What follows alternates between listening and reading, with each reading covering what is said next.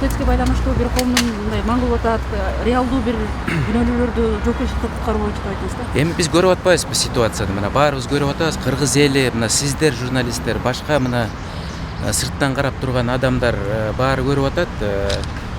Бул жерде баягы саясий бир куугундук болуп атат да, сөздүн ачыгы. Эмне үчүн мында акыйкат болуш керек да, бүт баары. Фамилиялар аталып атса, бүт фамилиялар аталсын.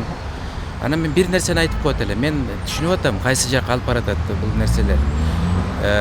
Мен бир нерсени айтат элем. Алмаз Шаршенович жана Алмаз Шаршенович менен иштеген команда абдан таза иштеген. Коррупция жок. Айтып кетет элем, ошо команданын ичинде дагы азыркы президент Жээнбеков да болгон.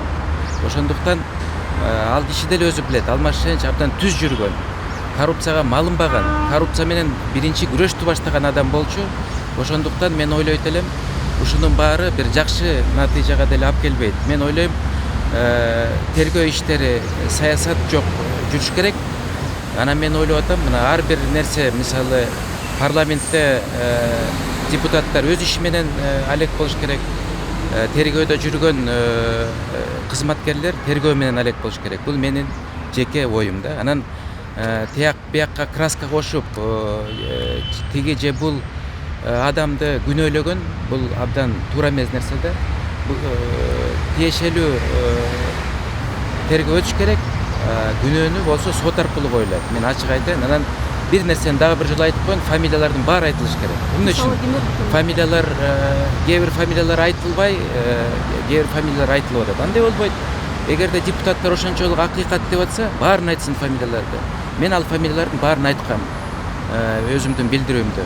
Ачык айтын. Анан атайын тиги биздин элди жадаштырып, мисалы авария эмнеден болуп атат? Авария баягы эски ТЭЦте болуп атат. Жаңы ТЭЦте авария болгон жок. Жаңы ТЭЦ иштеп атат.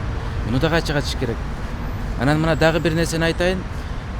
Мына жаңы ТЭЦ реконструкциялуу болуп атканда, албетте тиешелүү эл аралык институттарды, ошондой бир фирмаларды чакырып туруп изилдетиш керек. Жана аудит өткөрүш керек международный.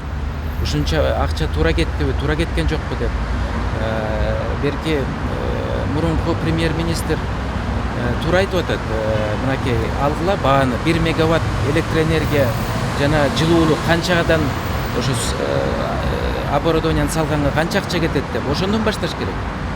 Анан болбой эле кычкач же тияк биякка жабышкан дагы болбойт да. Эми бул дагы мен ойлойм баарына эл тараза, эл мен ойлойм бүт мындай болуп аткан нерсени таразалап туруп эле өздөрү айтат. Рахмат чоң. Мен кечиги баратам. Бүгүнкү чакырылуу. Мен билбейт экенмин. Я не знаю.